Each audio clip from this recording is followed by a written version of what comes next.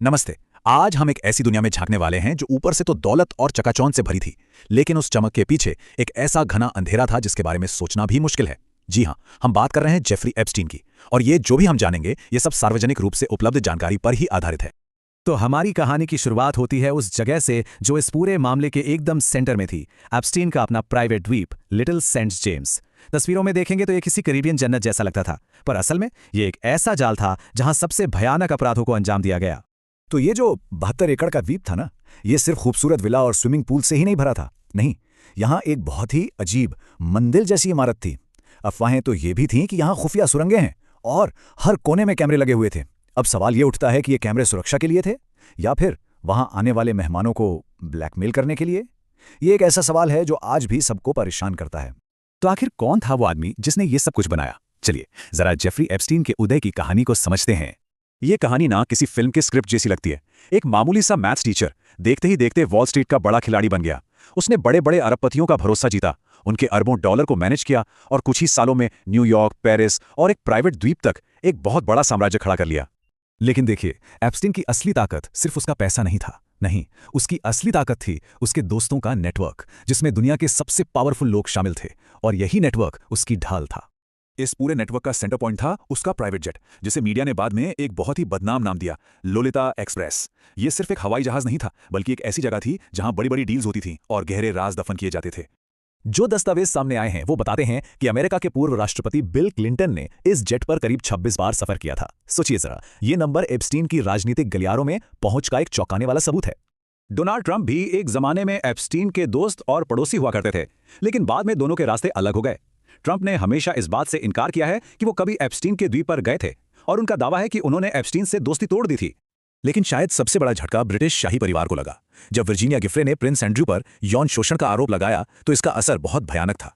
Prince को अपनी सारी शाही भूमिकाओं से हटना पड़ा, करोड़ों का समझौता करना पड़ा और आखिर में अपनी शाही उपाधि तक गंवानी पड़ी।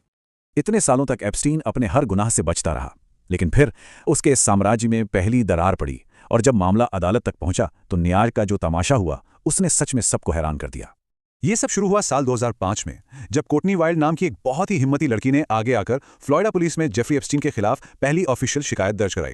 ये वो पहला कदम था जिसने इस पूरे आपराधिक नेटवर्क को उजागर करने की शुरुआत की। और यहीं से कहानी एक बहुत ही अजीब मोड़ ले लेती है। साल था 2008। एप्स्टीन पर दर्जनों लड़कियों के यौन शोषण का आरोप था। सजा उम्र कैद तक हो सकती थी, लेकिन हुआ क्या? उसे एक सीक्रेट डील के तहत सिर्फ 13 महीने की सजा मिली। इतना ही नहीं, उसे दिन में जेल से बाहर अपने ऑफिस जाने की भी इजाजत थी। सोचिए, इसे न्याय का मजाक नहीं कहेंगे तो और क्या कहेंगे? लेकिन ये कहानी का अंत नहीं था। सालों बाद कानून ने एक बार फिर एप्स्टीन पर अपना शिकंजा कसा, और इसी के साथ हुई उसकी आखिरी गिरफ्तारी और फिर एक रहस्यमयी मौत। पीड़ितों की हिम्मत और पत्रकार जूली के ब्राउन जैसे लोगों की जबरदस्त रिपोर्टिंग ने इस केस को दोबारा सुर्खियों में ला दिया। पब्लिक का गुस्सा इतना बढ़ा कि 6 जुलाई 2019 को जेफरी एप्स्टीन को फिर से गिरफ्तार कर लिया गया। इस बार कोई भी सीक्रेट डील उसे नहीं बचा सकी।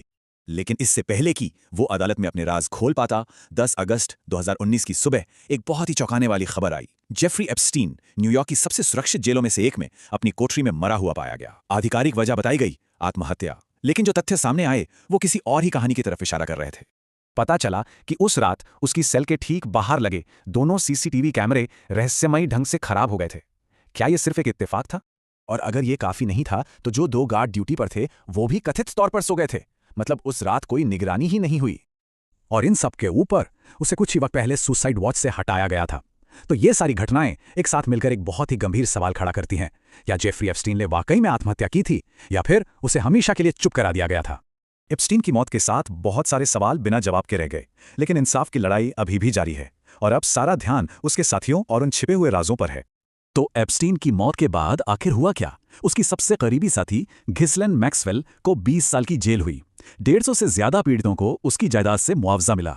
और सबसे जरूरी बात, एप्स्टीन फाइल्स नाम के अदालती दस्तावेज धीरे धीरे पब्लिक किए जा रहे हैं। लेकिन जो कुछ भी सामने आया है ना, वो शायद पूरी तस्वीर का एक बहुत छोटा सा हिस्सा है। अंदाजा है कि अभी भी 10 लाख से ज्यादा पन्नों के डॉक्यूमेंट्स सील हैं जिन्हें पब्लिक नहीं किया गया है। सोचिए, उन पन्नों में और कितने राज और कितने नाम छिपे हो सकते हैं। जेफरी एप्स्टीन तो चला गया, लेकिन उसके गुनाहों की परछाई आज भी दुनिया के सबसे ताकतवर लोगों पर पड़ रही है। ये कहानी हमें कड़वी सच्चाई याद दिलाती है कि पैसा और ताकत शायद कुछ वक्त के लिए कानून से ऊपर रख सकते हैं, लेकिन हमेशा के लिए नहीं। और ये कहानी हमें उस एक बड़े सवाल के साथ छोड़ जाती है जिसका जवाब शायद हमें कभी ना मिले।